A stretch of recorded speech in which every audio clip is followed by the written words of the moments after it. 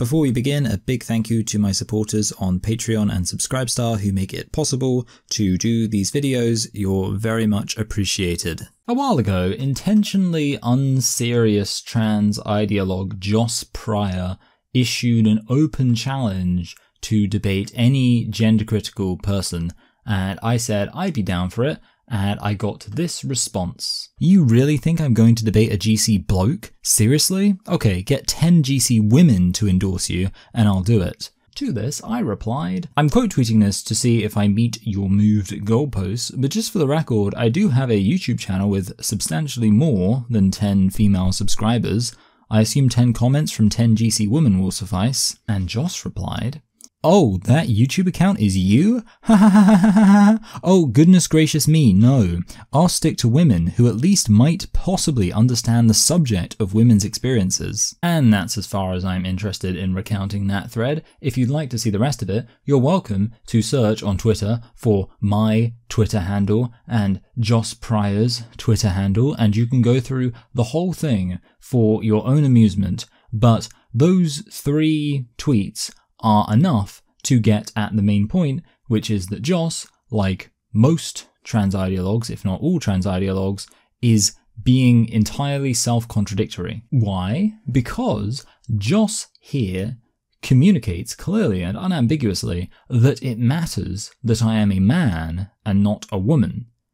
But that is completely incompatible with trans ideology, which says that being a man or woman is not something that is coherently or clearly defined at all, and entirely determined just by your self-identity. It feels like such an elephant in the room that I can't help but acknowledge right out the gate how profoundly obvious this is as a criticism of trans identity, and I'll have some reflections on that at the end of the video.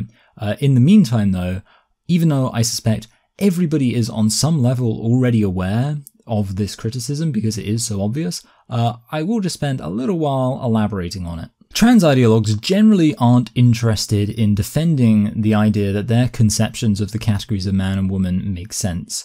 In fact, for the most part, they literally couldn't do that because they don't have any conception of what it means to be a man or woman, because most of them just think that all you need to do to be a man or woman is identify as one, which is of course completely circular. With this said, trans ideologues tend to more so argue that the entire idea of trying to define woman is pointless. And I don't just mean in terms of it being a little bit tedious and unnecessary to come up with a perfect definition. They will literally argue that it is completely worthless to come up with even a vague notion of how it makes sense to understand the term woman. And that is of course when we arrive at the internal contradiction. It is completely impossible to simultaneously think that it matters whether somebody is a man or woman, while at the same time thinking that what makes somebody a man or woman doesn't matter. It is incoherent to say, well, we shouldn't care what King Critical has to say because he's a man, while simultaneously believing that there is nothing substantial that actually makes me a man, and I could, if I just said so, become a woman. Now, since the main prevailing idea in trans ideology right now is self-ID, I'm inclined to just let the obvious self-contradiction of that speak for itself. But I guess I will talk about some potential objections that might come from those who think they have a slightly more substantial conception of trans ID. Somebody might say that what makes somebody a man or woman is things like how they were raised and what norms were impressed upon them and how they present themselves, and these things are certainly sociologically relevant. So sure, this definition of man and woman that's based on relevant sociological categories would contradict self-ID, but it would also contradict the definition focused on biological sex, because you could have a biological male who presents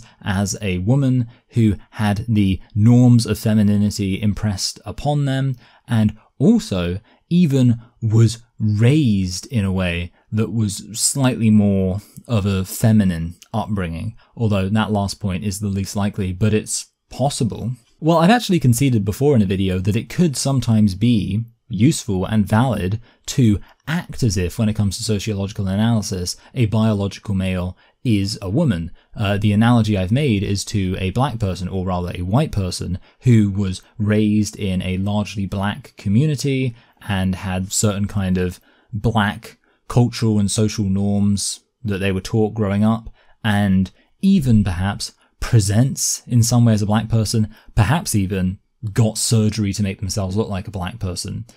In that context, yeah, it might make sense to understand what happens to that person if you want to do a sociological analysis, as if they are, to basically pretend they are a black person. But of course, at the same time, we should acknowledge that they are not, in fact, a black person. The same way, even if we, in some context, say, hey, maybe it's useful to understand the lived experience of this biological male as if they are a woman, we can still 100% say that they're not, in fact, actually a woman, because no biological male can be a woman. But certainly, yes, my experience as a biological male who generally presents in a typically male way and lives up to a lot of the expectations of masculinity in our society is going to be a very different experience from that of a cross-dressing man or a gay, effeminate man or even a post-op trans-identified male. And that's why I've never said that we shouldn't acknowledge the full, real diversity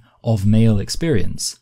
But that is all male experience. The key question is there any contradiction between me thinking that when it comes to sociological analysis, especially as it relates to identity issues, we should consider what demographics people belong to, because that's going to be relevant, and me being gender critical?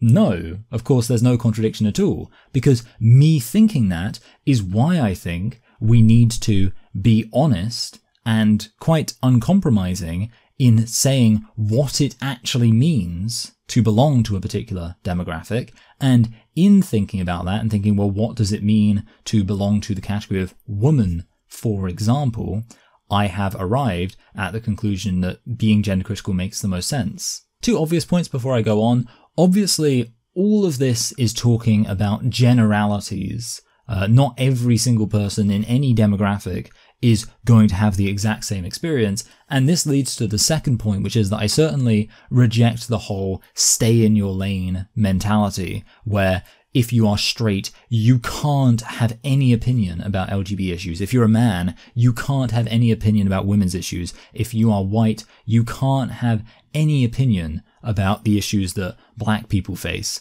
No, anybody can learn about an issue. Anybody is capable of putting aside their own experiences and how those experiences of being, in a particular demographic might skew their opinion one way. They're capable of acknowledging that and looking at things more objectively and listening to and understanding the experiences of other people and being able to say, no, from a more objective standpoint, as someone who's tried to learn about this and familiarize myself with this and understand where everyone's coming from, I am qualified and my opinion is valid when I tell you what I think on this issue, even if it's an issue that doesn't affect me personally and any of the demographics to which I personally belong. But the key point I want to stress is that recognizing that what demographic you belong to matters is quintessentially progressive, and that's why it's progressives who often talk about the idea of colorblind racism, where you aren't actually opposing racism by pretending that you don't see race and you don't recognize the racial demographics to which people belong. And while a lot of people will sneer at this and act as if it is in some way contrary to the goal of tackling racism to acknowledge that race exists,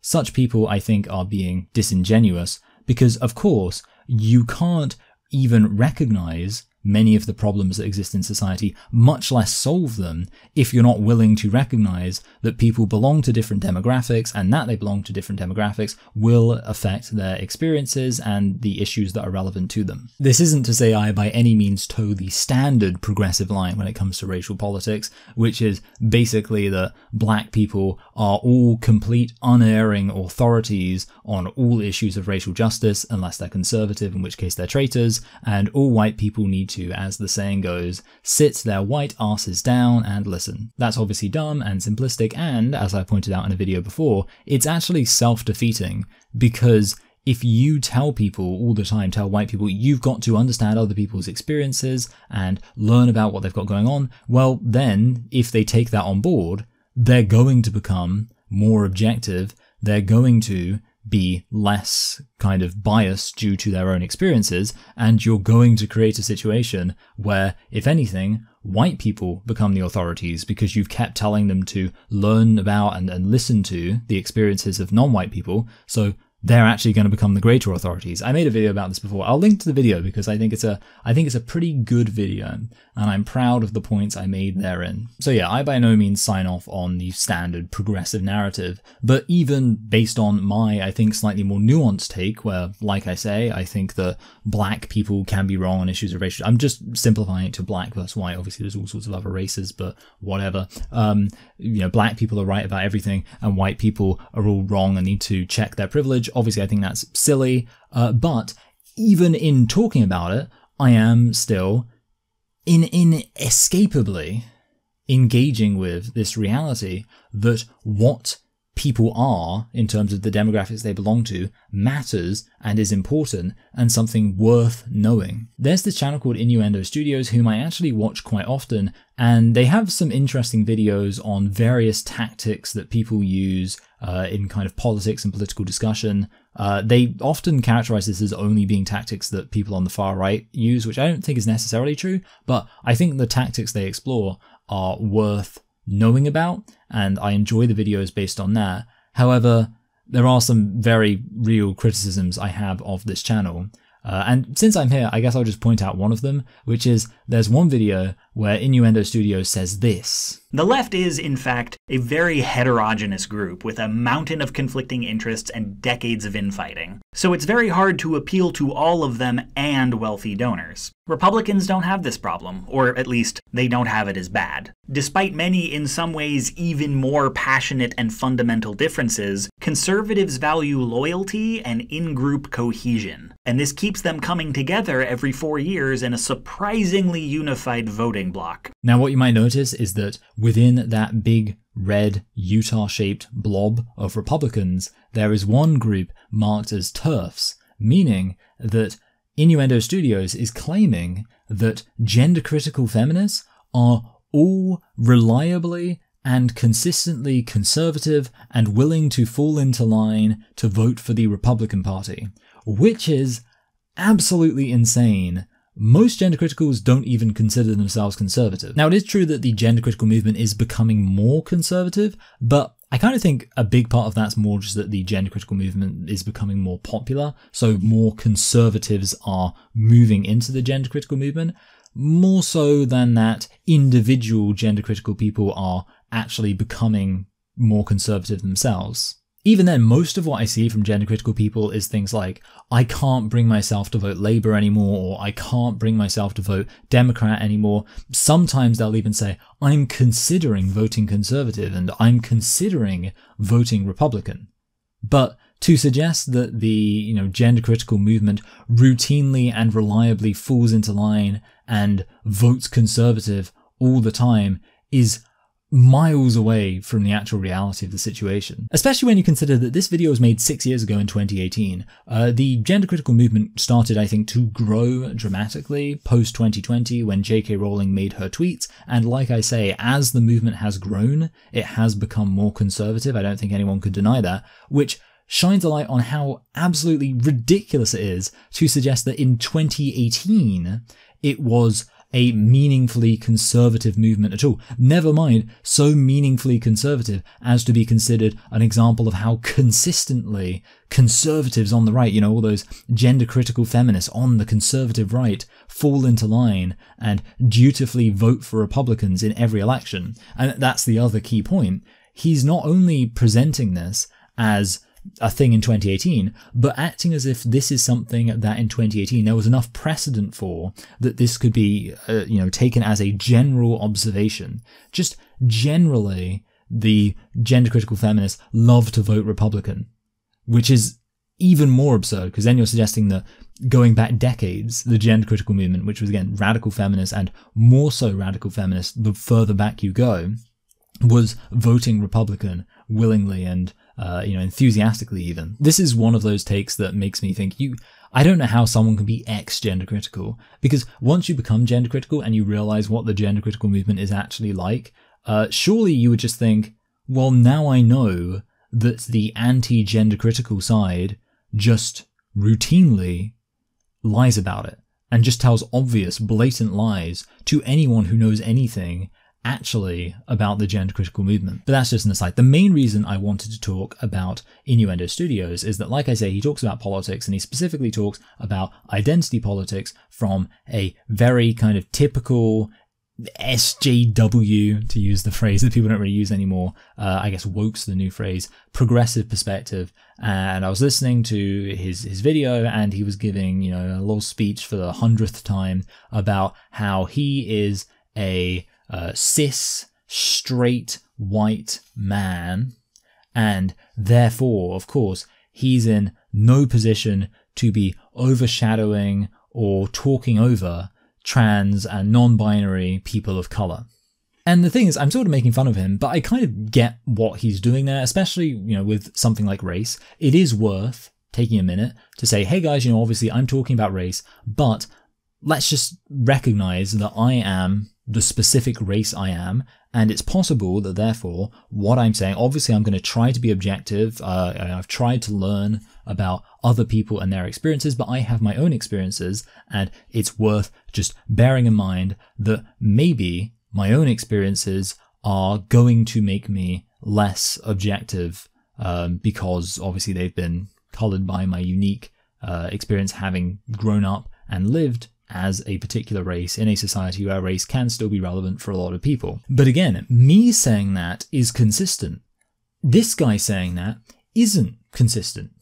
How can this guy think that it's worth acknowledging the significance of the demographic you belong to and then freak out when people recognize the significance of being a man or woman and think, well, I guess therefore we have to have some kind of concrete definition for what it means to be a man or woman? How can this guy say, oh, we need to check our cis privilege when it's only my say-so that stops me from going from being cis to trans like that? I guess that's the hypocrisy distilled right there. Never mind the fact that progressives in general talk about, you know, being aware of what demographics you belong to and say, you know, it matters that you recognize you belong to this demographic and check all your relevant privileges at the door. They even say that specifically about the trans issue, that it matters that we know who's trans and who is cis and who's, you know, non-binary. And clearly to them, me not being trans matters a lot. They think it basically means that I'm disqualified to even talk about this issue a lot of the time. And yet simultaneously, there's nothing stopping me becoming trans tomorrow. And I don't just mean lying, I mean according to self-ID, if I say that I'm trans, I'm actually trans. So how can it possibly make sense to say that I am disqualified from talking about the trans issue because I'm not trans, and to suggest therefore that I would somehow magically, by some metric, become more qualified tomorrow if I just said, oh guys, I'm trans now? Like, well, okay, now he's trans, so now he's allowed to talk about it. Now he's an authority when it comes to talking about it, because of his lived experience as a trans person. So this video has probably ended up shorter than my last video, which is maybe a nice break. But this video could have been even shorter. In fact, this video didn't really need to exist because, like I say, the point is so obvious. It's so obvious that it's completely incoherent to have the progressive movement, which again, I think quite rightly likes to put a focus on the fact it matters what demographic you actually belong to a lot of the time, especially if we're talking about debates around self-identity.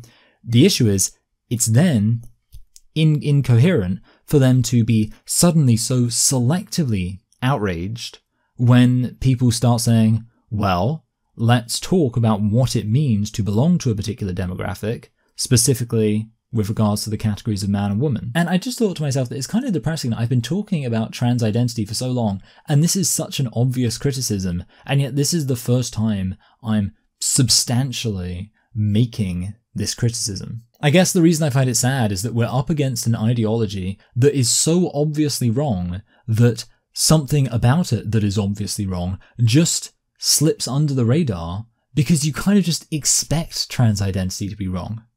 Like that's the obvious issue. The fact that this is so on the surface that these people will talk about the importance of being a woman or being trans, or even things outside of gender identity. They'll talk about the importance of what it means to belong to a particular demographic.